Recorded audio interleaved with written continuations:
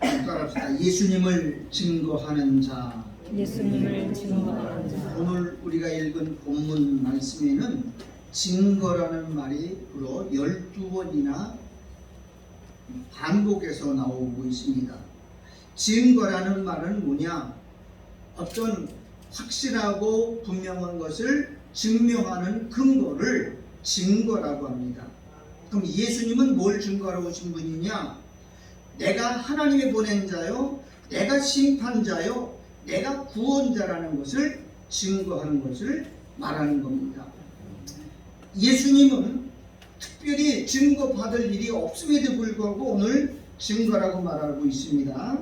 자, 증거는 오늘 본문에 나와 있는 것처럼 확실한 것을 증명해 준다는 근거를 말하는 겁니다.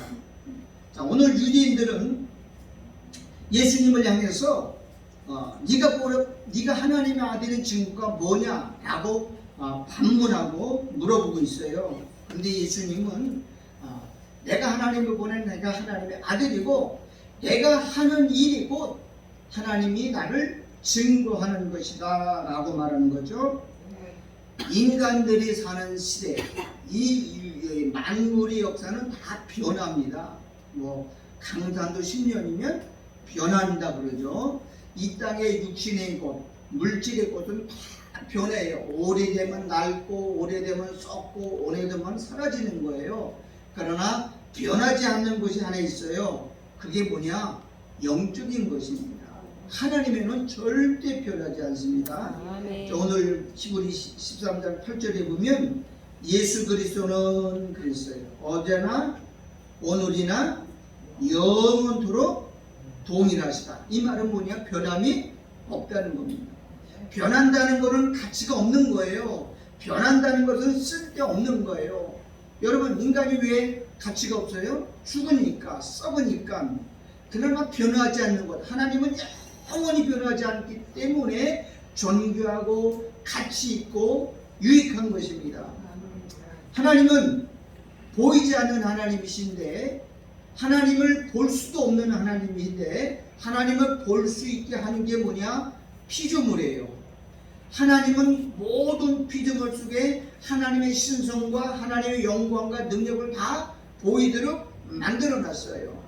그럼 피조물이 없으면 하나님은 볼 수도 알 수도 이해할 수도 없는 거예요. 자, 골로새 1장 16절부터 17절을 읽을게. 만물이, 이 자연 만물이 그리스도에게서 창조되되, 만물을 누가 만들었어요? 그리스도에게, 그에게 창조되되, 하늘과 땅에서 보이는 것들과, 보이는 것들은 만물입니다. 손으로 만지고 우리가 느낄 수 있는 것, 하늘과 땅, 천지에서 보이는 것들과 보이지 않는 것들, 보이지 않는 것들은 뭐가 있냐면 만유라 그래요. 보이지 않는 게 뭐야? 천사, 귀신, 마귀, 천국지, 이건 눈에 보이지 않아요. 또는 보좌들이나 주관들이나 정사들이나 권세들이나 이거는 영적인 거예요. 보좌들, 주관들, 정사들, 권세들은 천사들의 조직을 말하죠. 만물이 다 그로 말미암고 만물이 다 그 그리스도로 의해서 만들어졌고 또 만물이 그리스도를 위하여 창조되었고 또한 그가 그리스도는 만물보다 먼저 계시고 만물이 그 안에 함께 존재하느니라. 섰다는 말은 존재하는 거예요. 자, 만물은 누구에 의해서 만들어졌어요? 예수 그리스도에 의해서 만들어졌고 그분을 위해서 만들었고 그분에 의해서 존재하고 있어요. 하지만 그리스도 때문에 만물이 존재하고 있는 거예요. 그분이 메시아라는 것을, 그분이 하나님인 걸 증거하기 위해 만물이 지금도 존재하고 있다는 겁니다. 그러면 만물 속에는 뭐가 담겨져 있느냐? 예수는 하나님의 아들이다 라고 하는 것을 만물 속에서 증거하고 있어요. 자, 요한복음 5장 36절, 내게는 요한의 증거보다 더 큰 증거가 있으니. 요한의 증거가 뭐예요? 보라, 세상 죄를 지고 가는 하나님의 어린 양이다 라고 이 세례 요한은 예수를 보고 하나님이 보낸 어린 양이다라고 증거했어요. 근데 그 증거는 사람의 증거고 세례 요한의 증거지만 그보다 더 큰 증거가 있다고 그랬죠. 그 증거가 뭐냐?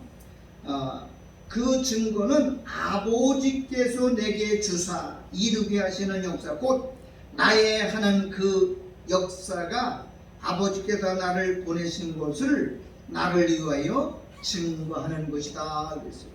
자, 세례 요한은 예수를 뭐라고 증거했느냐? 세상의 모든 죄를 지고 가는 하나님이 보낸 어린 양이라고 증거했어요. 이건 사람의 증거예요.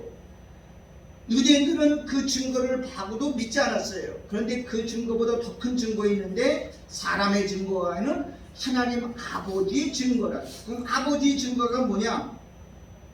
37절, 또한 나를 보내신 아버지께서 친히 나를 위하여 증거하셨느니라. 아버지께서 예수를 증거했죠. 그 증거가 뭐냐? 그 증거는 뭐예요? 너희는 아무 때에도 그 음성을 듣지 못하였고 또 그 형용을 보지 못하였으며 그랬어요. 예수님은 하나님을 봤거든요. 하나님의 음성을 들었거든요. 그러나 하나님의 음성을 들은 증거가 확실하다는 거예요. 자, 예수님이 38년 된 병자를 고쳤어요. 그러면 그 증거만 봐도 이 사람이 하나님이 보낸 자라는 것은 충분한 증거가 되는데도 유대인들은 예수님이 38년 병자를 안식일에 고쳤다고 해서 어떻게 했어요? 오히려 예수를 죽이려고 그러고 예수를 모함하고 거기다가 신성모독죄까지를 더 붙여서 죽여버렸다고요. 그러니까 유대인들은 사람의 증거도 받지 않고 하나님이 예수를 보냈다고 하는 그 증거도 믿지도 않고 오히려 예수를 죽이려 하고 있어요. 왜 그런 증거를 갖고 있느냐? 요한복음 10장 38절에 내가 행하거든 나를 믿지 아니할지라도 그 일, 즉 예수님이 하신 일은 믿으라는 거예요. 예수님이 하신 일은 뭐예요? 죽은 자를 살리고 그 다음에 병든 자를 38년 된 병을 고치고 무리를 걸어갖고 죽은 나사로를 살렸잖아요. 그럼 그 일을 믿으라. 그리하면 너희가 아버지께서 내 안에 계시고 내가 아버지 안에 있음을 깨달아 알리라 그랬어요. 근데 유대인들은 예수님 지금 하나님이 보낸 자, 하나님이 보낸 메시아라고 하는 것도 증거했는데 안 받아들이고 오히려 안식일에 38년 된 병자를 고쳤다고 했는데도 예수님을 이단으로 몰아 죽였단 말이에요.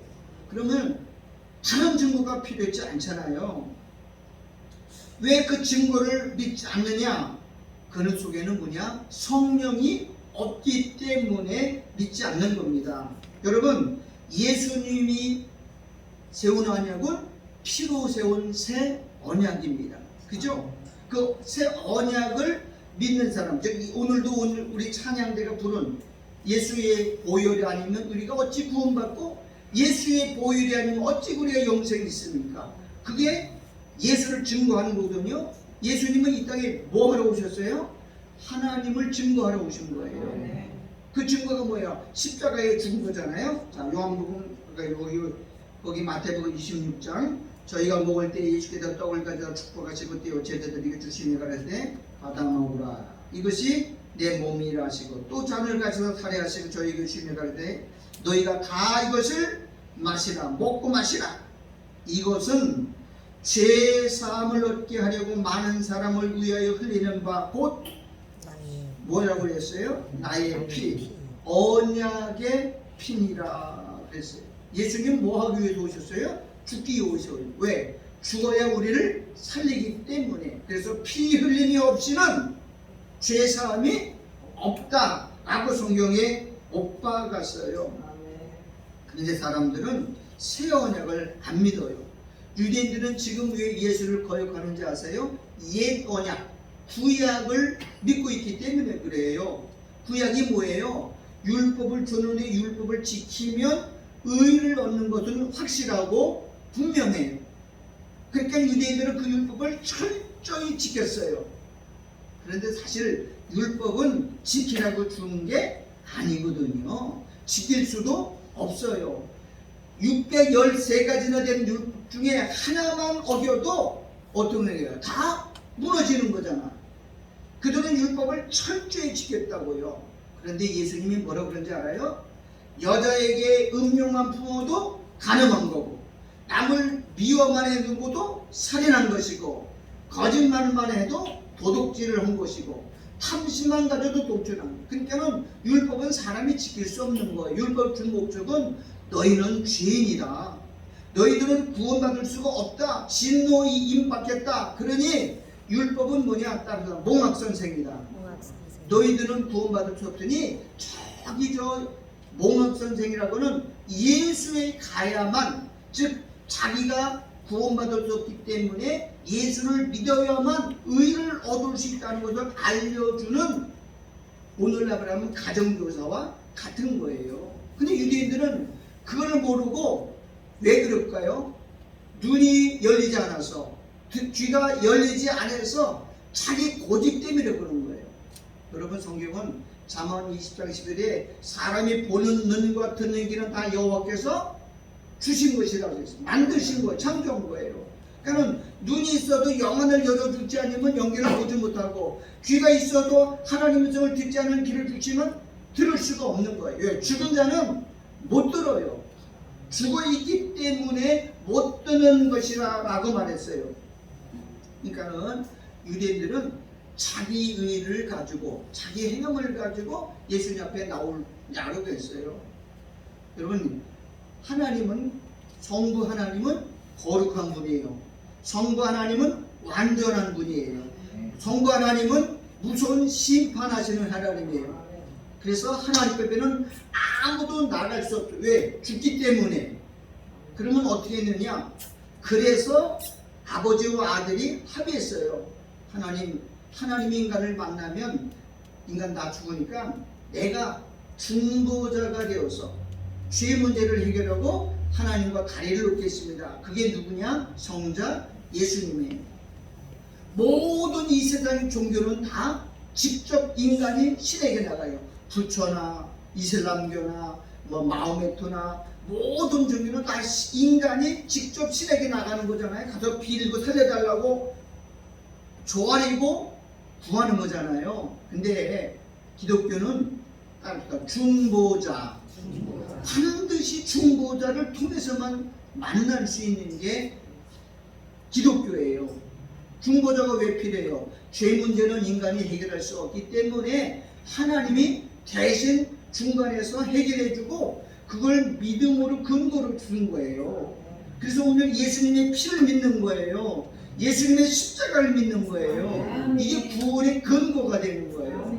근데 요즘은 인간의 지식이 너무 높아지고 교만해서 예수의 피를 우습게 여기고요, 십자가를 아주 조롱해요. 십자가가 땅에 떨어졌어요.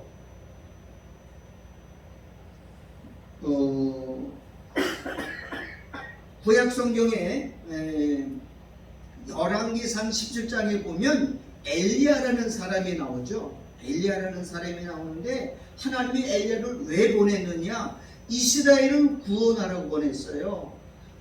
엘리야 때 어떤 일이 있었죠? 온 나라가 하나님을 버리고 총체적으로 전 나라가, 전 백성이 바알과 아세라를 섬기고 있었다고요.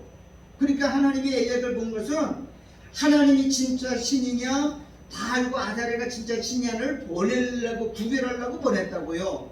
근데 엘리야를 누구네 집에 보내냐면 이스라엘 땅에 수많은 사람들이 하나님의 백성이고 하나님을 믿는 사람인데 거기에 보내지 않고 누구한테 보내냐면 사렙다 과부에게 보냈어요. 여러분, 하나님을 왜 사렙다 과부에 보내는지 아세요? 이건 너무 중요하니까 찾아봅시다. 열왕기상 17장을 다 찾으십시다. 열왕기상 17장. 왜 하나님은 당신의 백성들이 그렇게 많은데 보내지 않고 왜 저 이방 사람, 하나님을 알지 못하는 그 사람한테 보냈는가를 지금 설명하는 거예요. 왕상 17장입니다. 이건 다 찾으십시오.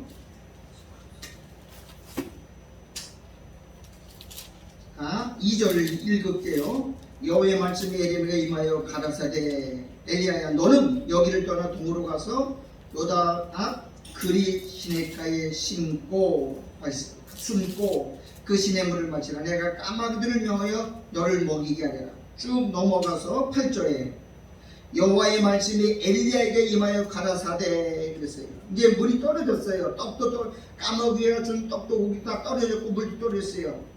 그래서 엘리야가 임하여 가라사대 너는 일어나 시돈 저 이방 지역이에요. 시돈에 속한 사르밧으로 가서 거기 유하라. 내가 그것 과백의 명에 너를 공개하게 하였느니라 그랬어요.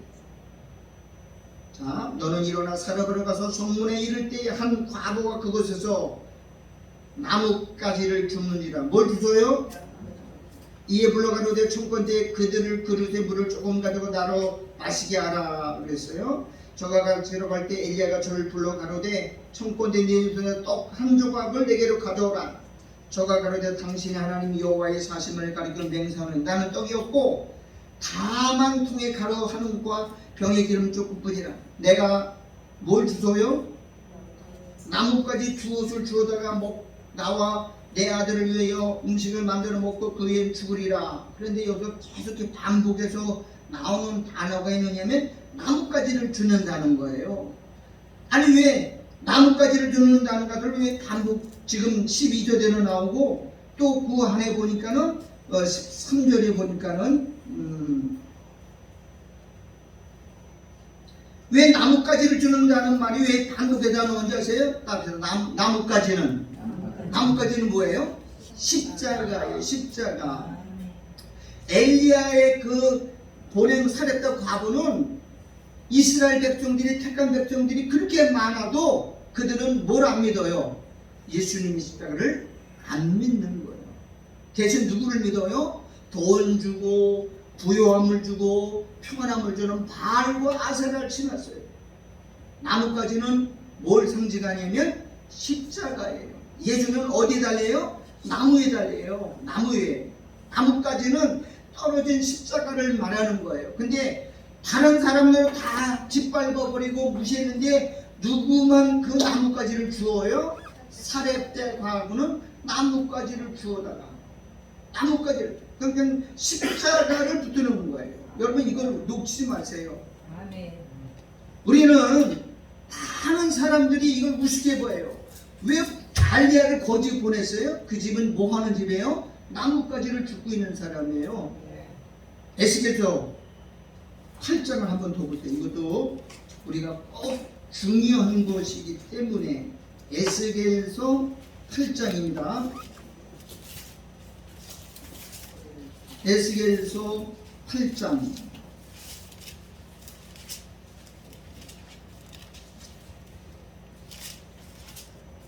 16절 다 같이 읽어봅시다.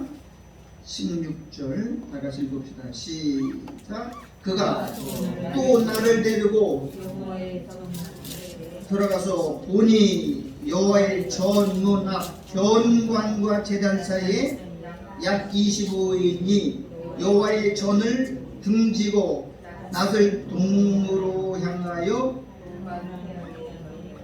지금 성전 안에서 예배드리고 하나님을 경배할 사람들이 성전을 등지고 동방 신에게 태양 신에게 경배하죠. 또 17절 또 인자야 네가 보았느냐 유다 족속이 여기서 행한 가증한 일을 적다 하겠느냐.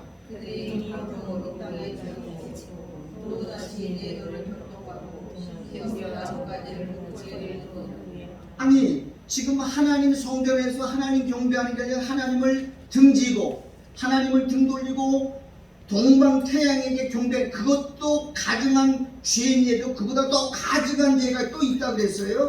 그 가증한 죄가 뭐예요? 심지어 나뭇가지를 그 코에 두었다. 아니 나뭇가지를 코에 두는 건 뭐예요? 나뭇가지는 십자가죠. 코에 두는 거는 코웃음 친 거예요. 콧방귀인 거예요.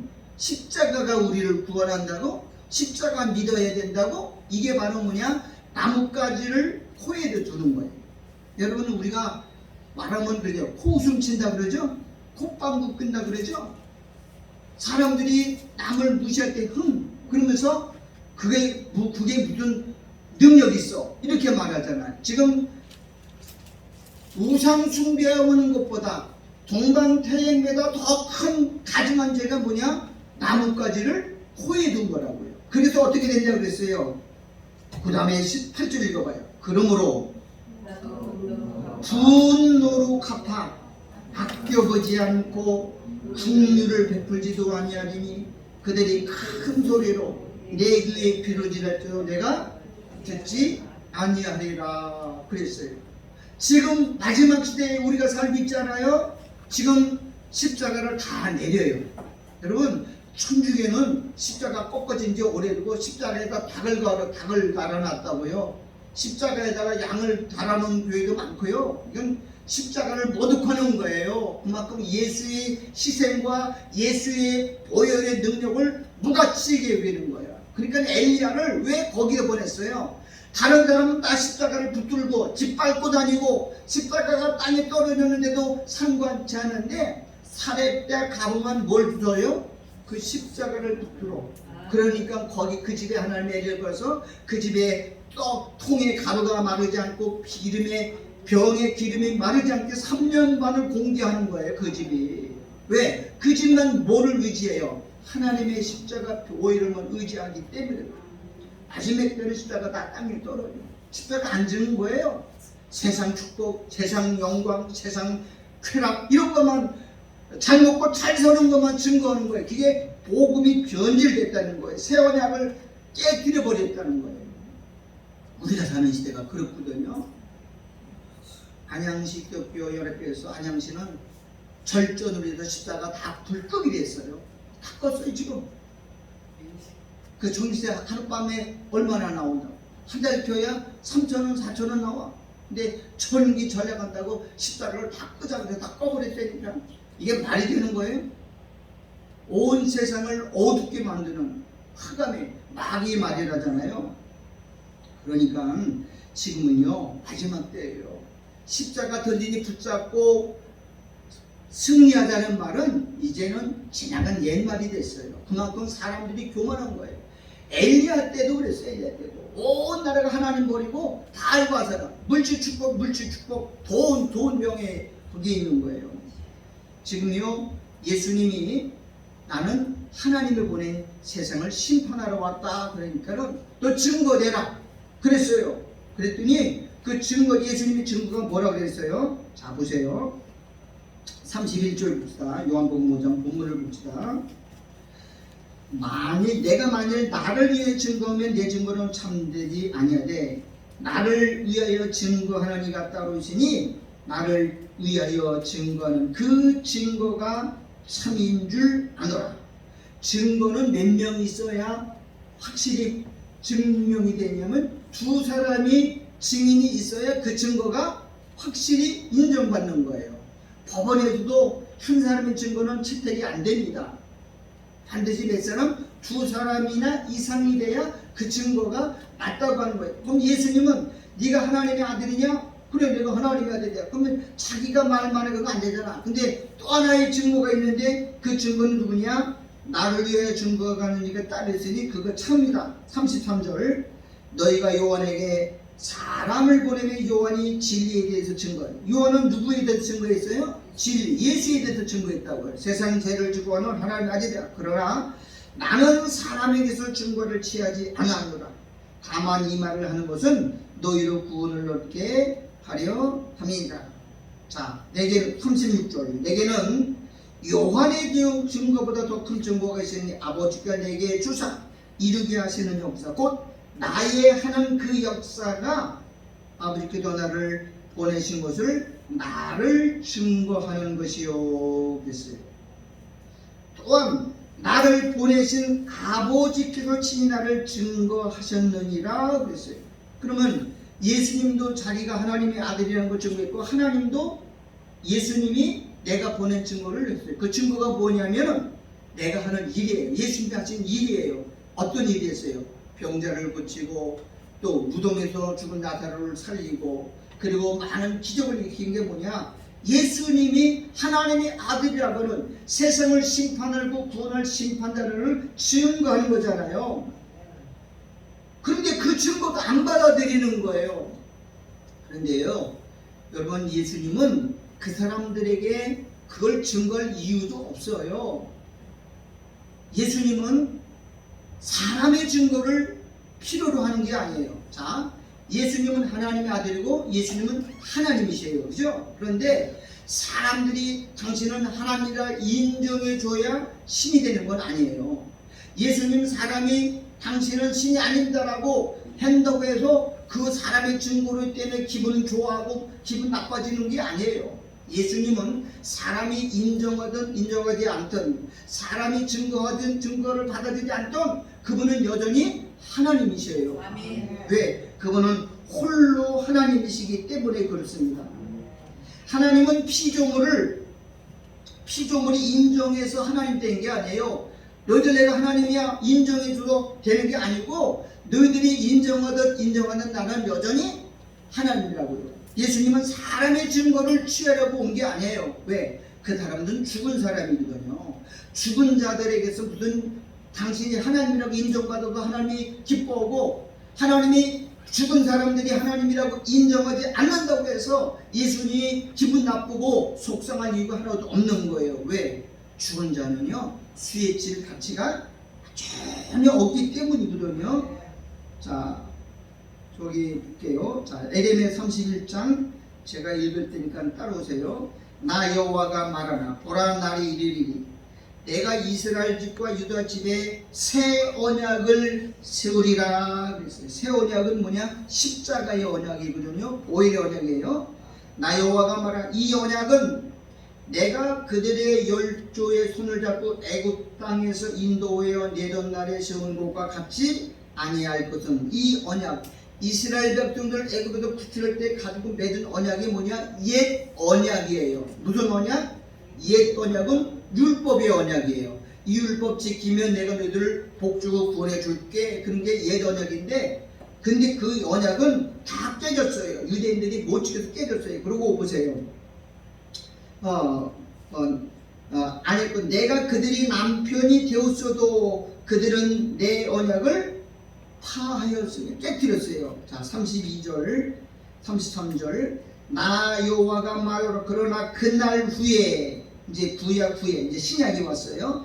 내가 이스라엘 집에 세울 언약은 이러하니 곧 나의 법을 그들의 어디에 두며 마음속에 두며 그 마음에 기록하여 나는 그들이 하나님이 되고 그들은 내 백성이 될 것이다. 자, 구약에는 법을 줬는데, 율법을 줬는데 그것은 내가 몸으로 지켜야 돼요. 그래서 내가 하나님과 의를 얻었는데 내가 못 지켰어요. 그러니까 신약에는 예수님이 어디에 오셨어요? 우리 마음속에 두라. 성령을 줬어. 성령이 예수님이 지킨 것을 다 받아들이고 믿을 수 있는 은혜 언약을 준 거예요. 자, 그 다음에 볼게요. 에스겔서 36장 20절 이거 다 같이 읽어보세요. 시작. 또 성령을 너희 속에 두고 새 마음을 너희에게 주되,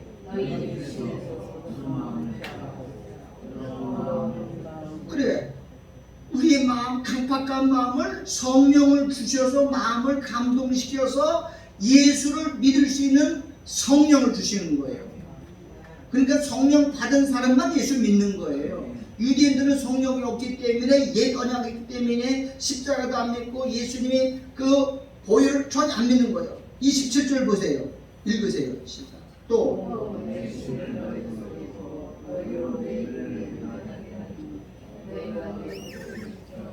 내 신은 뭐예요? 성령이죠. 성령을 우리 속에 둬서 그 성령이 예수를 위에서 주신 바를 다 믿게 하고 성령으로 그 말씀을 지키려고 한 거예요. 그게 새 언약이에요. 구약은 다 누가 했어요? 내가 했어요. 내가 육체를 가진 육체를 지으려고 그러는데 이 마음만 먹어도 죄잖아요. 그러니까 율법은 깨지는 거예요. 못 지키는 거예요. 그래서 영원히 저주 안에 끝나고 하나님이 진노에 놓여 있는데 아들이 와가지고 십자가에 죽어서 피 흘려서 그리고 그 피를 못 믿을까봐, 인간이 믿지 않으면 안 될까봐 그 마음속에 뭘 주셨다고요? 성령을 주신 거예요. 왜? 그 사실을 택한, 창세 전에 그리스도 안에 택한 사람들에게는 다 그들에게 뭘 주냐? 세령을 부어서 그 사실을 다 믿게 만든 거예요. 그러니까 안 믿는 사람, 즉 창세 전에 선택하지 않은 사람들에게는 아무리 숫자가 많아도 그들이 거절이 해서는 전혀 신경 안 써요. 그들이 인정받으려고 애쓰지도 않았어요. 왜? 그들은 다 죽은 자들이기 때문에. 죽은 자들이에요. 죽은 자들에게 무슨 인정을 받아요? 여러분, 자, 내가 사람이고 내가 목사야. 다큐베들리에게 너희들이 나를 인정해. 그렇다고 인정해준다고 내가 기뻐하고 그들이 인정 안 해도 기분 나빠서 이 새끼를 죽이면 그러면 되겠어요? 안 되겠어요? 그건 아니잖아요. 하나님은 죽은 자들, 생명 없는 사단의 숫자가 많다고 해서 인정받고 싶은 것도 없고 그들이 인정한 줄에 기뻐할 것도 없는 거예요. 예수님은 이 말을 한 거는 예수님이 이 땅에 와서 하시는 일은 뭐냐? 택한 자들, 자기 백성만 구원하시기 위해서 오신 거예요. 그리고 나머지는 다 심판자로 버린 거라고요. 그럼 예수님 오늘 증거라고 하잖아. 예. 자, 39절이 굉장히 중요하거든요. 38절입니다. 요한복음 5장 38절 읽어볼게요. 다 같이 시작. 그 말씀이, 저 말씀이란 말은 예수님이에요. 말씀이 곧 하나님이고 말씀이 곧 예수님이거든요. 내가 곧 길이요 진리요 생명이다 그랬어요. 그 말씀이 너희 속에 거주하니 이는 그의 보내신 자를 믿지 함이니라 그랬어요. 그러니까 말씀이 없는 사람들은, 간증이나 예언을 많이 들은 사람들은요, 말씀이 있는 것 같지만 말씀이 없어요. 그렇기 때문에 예수 못 믿어요. 여러분, 지금 우리가 살고 있는 이 세상은 물질 세계에 눈에 보이는 것만 가지고 의지하는 사람들이 있어요. 여러분, 교회가 큰 거, 사람의 숫자가 많은 것은 곧 힘이고 곧 법이고 그것이 능력입니다. 왜냐하면 물질 세계에서는 큰 교회가 성공한 거예요. 그래서 교회가 크게 지으면 2단이다 3단이다 많은 논쟁을 받아도 그 큰 교회에 아무 영향을 못 미쳐요. 교회가 크면. 왜? 교회에 큰 것이 곧 하나님이 함께하는 증거고 하나님의 역사는 증거이기 때문에 끄떡 없어요. 그래서 우리가 지난 며칠 전에도 노예 갔었잖아요. 노예 가면 묻는 게 두 가지야. 교인이 몇 명이나 모이십니까? 이게 첫 번째 묻는 거야. 교회 어디 있습니까? 왜 물어요? 교회가 크고 숫자가 많으면 하나님이 함께 한다는 증거고 교회가 작으면 하나님이 함께 하지 않는다는 증거로 물어보는 거예요. 이게 세상의 증거라고요. 세상의 증거는 눈에 보이는 크기로 가치를 정하는 거예요. 그럼 큰 교회 다니는 사람들은 뭘 자랑해요? 복음을 자랑하지 않습니다. 우리 교회 큰 거, 숫자 많은 거, 우리 교회 연예인 누구 나오는 거, 우리 교회 누구 아무개 나온다는, 국회의원 누구 나온다는 걸 다 증거잖아요. 이게 다 뭐냐? 세상에 속한 증거이기 때문에 그래요. 하나님 나라의 증거는 크기를 말하지 않아요. 예수님은 12명의 제자를 선택해서라도 온 세상을 다 복음을 했다고요. 사람들은 큰 교회에 있으면 큰 우산 속에 들어가서 마치 거기서 구원받은 것냥 있는데 믿음이 없는 사람들은 다 허전한 거예요. 지금 사람들은 대형 교회로 몰리는 이유가 뭐예요? 개척교회는 점점 안 돼요. 왜? 이 교회는 하나님이 떠났어. 성령이 없어 그래요. 그렇지 않습니다. 성령의 역사는 어디에 있느냐? 말씀과 함께 역사하는 곳에 있지 크기나 숫자에 있지 않습니다. 자, 이사야 2장 22절 한번 찾아볼게요. 여기 봐, 이거 다시 읽어봐요. 시작. 너희는 인생을 찾아야 사람들은 뭘 의지해요? 인생, 사람의 숫자. 인생은요, 세상에서 사람 많으면 성공한 거예요. 사람 많이 모이면 능력이에요. 교회 키워줘 능력. 그런데 그의 호흡은 코에 있나니 그 다음에 뭐라고 했어요? 수에 칠 가치가 없다. 죽은 자는 숫자로 치지 않아요. 1000만 명 모였다고 해서 그 큰 건가요? 아무 가치가 없어요. 지금은요 사람들이 많으면 성공이고 크면 크다는 것인데 하나님 나라는 크게 자. 예수님은 작은 자예요. 예수님은 아주 천한 곳에서 이름도 없는 곳에 태어났어요. 왜 그런 데 오셨어요? 당신은 세상의 가치로 판단받는 것을 원치 않기 때문에 그런 거예요. 자, 그렇기 때문에 예수님은 오늘 우리에게 이렇게 말하죠. 나는 이 땅에 하나님의 아들로 왔다. 근데 그 아들로 온 게 뭐냐? 심판을 대행하러 왔다. 심판이 뭐냐? 갈라내는 거예요. 알곡과 죽을 갈라내는. 택한 백성만 건지고 나머지는 버림받는 게 심판이잖아요. 내가 온 거는 너에게 심판이 있다는 것을 알려주기 위해서 왔다는 거예요. 그 사람들이 예수 증거를 안 낸다고 해서 예수님 기분 나빠할 것도 없어요. 왜? 어차피 택하지 않은 백성들은요 하나님 관심의 대상이 아니에요. 그들이 숫자가 훨씬 많아요. 그래도 하나님은 그들로부터 인정받기 위한 것이 아니고 내가 택한 백성, 내가 주신 창세된 언약한 백성들을 건지러 왔기 때문에 그들을 내가 구원하러 온 것이지 바로 너희들에게 심판을 명령하기 위해서 왔다는 거예요. 그렇기 때문에 지금 우리가 마지막 시대를 살잖아요. 지금은 딱 드러났어요. 진짜와 알곡이 딱 달라집니다. 크기의 중요한 건 아니고 숫자에 있는 게 아니고 거기에 복음이 있느냐 없느냐예요. 복음이 뭐예요? 예수는 구원자다라는 거예요. 예수는 어떤 게 구원이냐? 십자가에서 피 흘려 죽은 것이 우리를 살리는 복음이라는 거예요. 지금 십자가의 도는 다 떨어졌어요.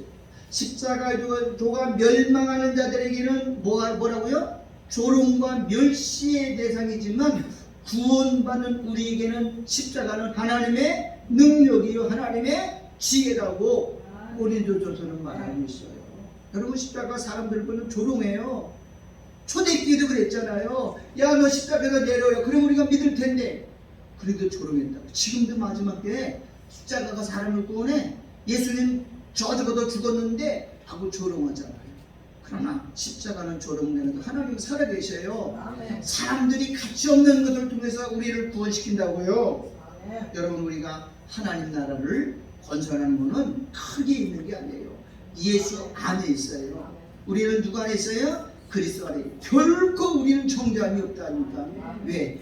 예수의 피가 계속 뿌려지고 있기 때문에. 왜 우리에게 성령을 주셨어요? 성령은 예수의 피를 우리 안에 죄질 때마다 우리가 잘못됐다고 빌 때마다 계속 뭘 뿌려요? 피를 뿌려서 우리를 정죄함이 없는 의인으로 만들고 있기 때문에 그래요. 근데 이 사람들이 그걸 모르고 자꾸 앞으로는 점점 가면 갈수록 개척교회는 소멸되고 없어져요. 그리고 어디로 모여? 큰 거로 대개교회를 몰려들어요. 마귀가 그래요. 큰 거는 성공하는 것이다. 큰 거는 하나님의 역사인 것이다. 성경은 그렇지 않습니다. 따르다 두세 사람이 내 이름으로 모인 것에 하나님이야. 하나님의 100명 이상 모인 곳에 내가 그들과 함께 하리라. 1000명 이상 모인 곳에 내가 그들과 함께 있으리라 하지 않았어요. 몇 사람? 두 사람 이상. 예수의 보혈을 믿고 십자가를 의지하는 사람 두 사람만 있어도 성령님 거기에 함께 하시라고 했어요. 지금은 마지막 시대이기 때문에 사람들이 믿음 없는 사람들은 다 어디로 가는 줄 알아요? 대인교회를 가요. 클리 가요.